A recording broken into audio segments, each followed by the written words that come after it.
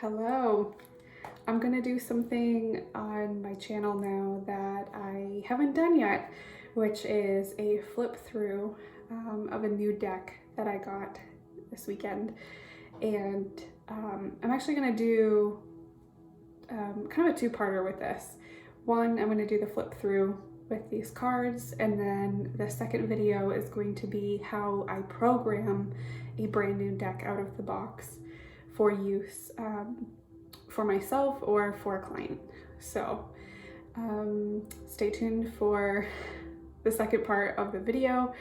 I will do another review at some point as well. I'll do a review video, but I need to take some time to really get in tune with the deck and to understand its personality and have some use cases for it before I do a review. So anyways, let's get started. The deck that I'm going to do the flip through of today is the Ascension Tarot by Danielle Norman. I am already loving this deck. Look how beautiful these cards are.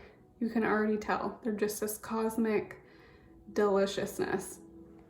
So that is the box, and then you have this nice little guidebook with it. This is a self-produced deck. It's an indie deck, and I came across this through Instagram.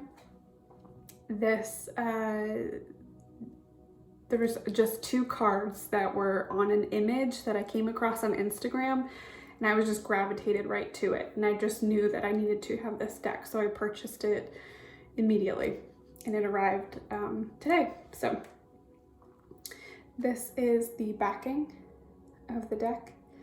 Again, cosmic deliciousness. How beautiful. How beautiful.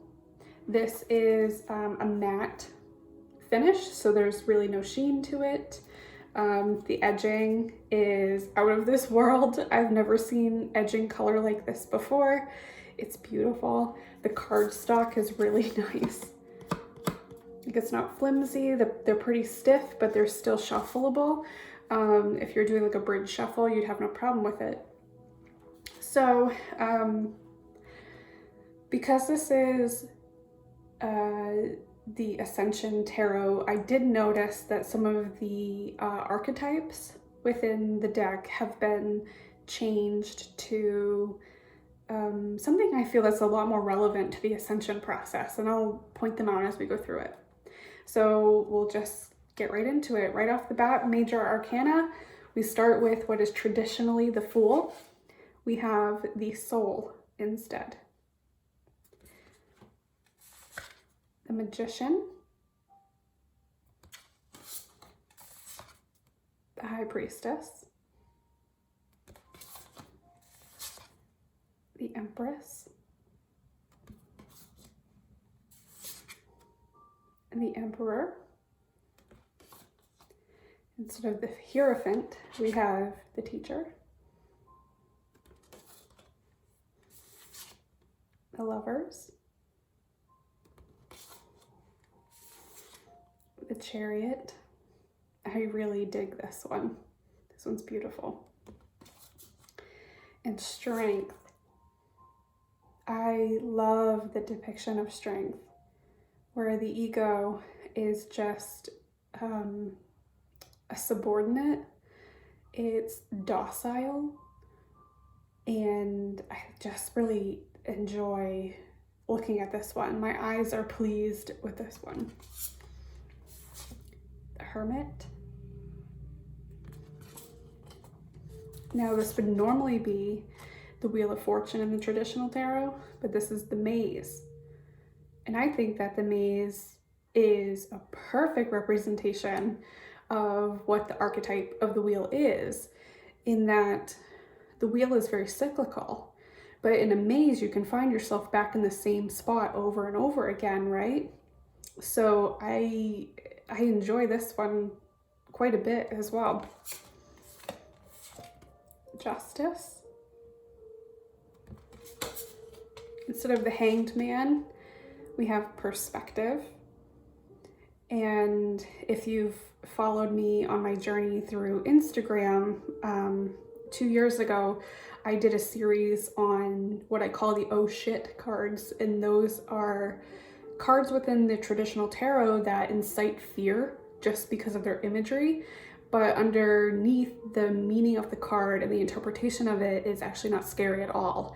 So the Hanged Man being replaced by this perspective is perfect because it still embodies the imagery of it, but in a way that is a lot more peaceful. That is really representative of what that card means, instead of this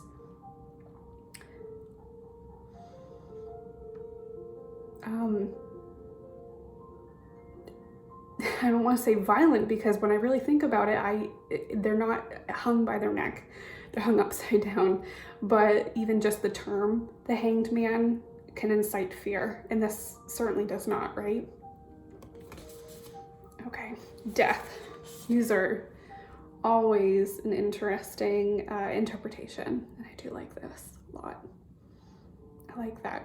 Death, in terms of transformation, the snake makes so much sense because it's shedding a skin to renew again, and I really like that.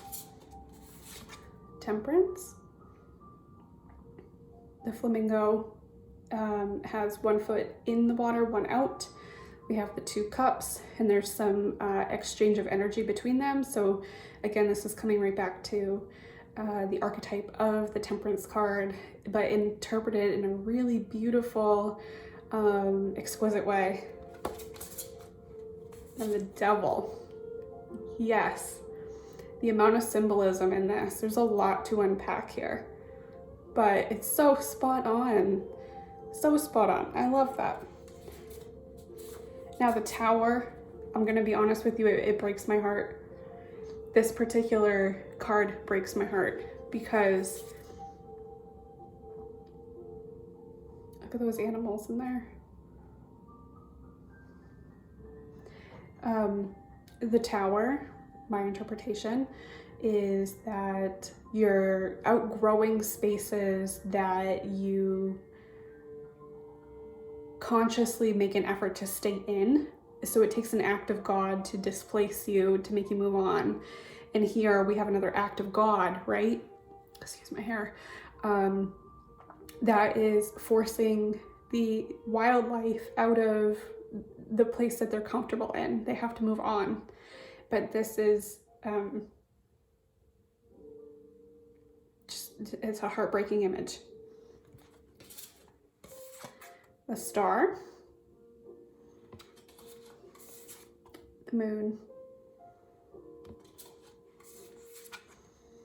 the Sun. Instead of Judgment, we have Ascension. Judgment's another card that looks scary on the surface, and this is a much more calm, gentler message to deliver the same archetype, but in a really comfortable way. And instead of the World, we have Transcendence. I think that's beautiful. And then in this deck, there's an additional major arcana card, which is called Unconditional Love. And love is the highest vibrational frequency that we have on this planet. So this ending the major arcana is perfect. I really enjoy that this is included in the deck. So that's the major arcana. Move down to the minors now. And we're going to start with the crystals, which replaces the pentacles or the coins. So we have the Ace, 2, 3, 4, 5. I really like this one. I think it's very true to the original 5 of Pentacles.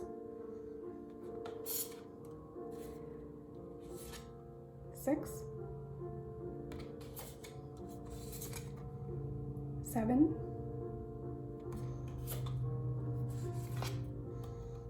8. And how relevant is that? Because this is about,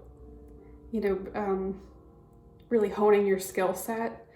And if I were to pull this for, a career type reading, how relevant is that it's basically working from home, right? I love that. The 9, 10, the Page, the Knight. I love that he's got his energy healing table in the back. Queen, the King. Now we'll move on to the swords. So you have the Ace, the 2. This is interesting. This is a little different than the original depiction of the 2, with the blindfolded woman with the 2 swords crossed. Very different interpretation, but I like it. 3 of Swords, 4, 5, 6,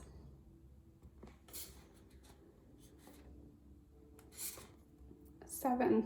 I like this one. Very hidden and kind of dark and ominous, but like it incites some curiosity too. I like that. 8, 9, 10. It's an actual skeleton hunched over, victimized, hurt. But there's hope, the butterfly there. I like that. Page of Swords. Look how cute that guy is. And the Knight.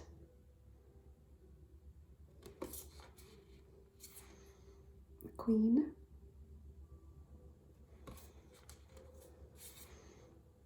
The King.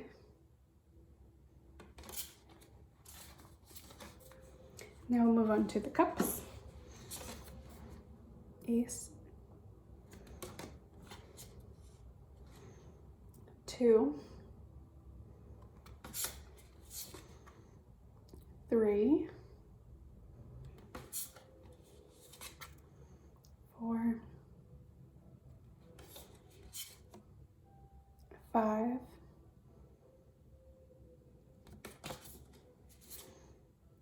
6,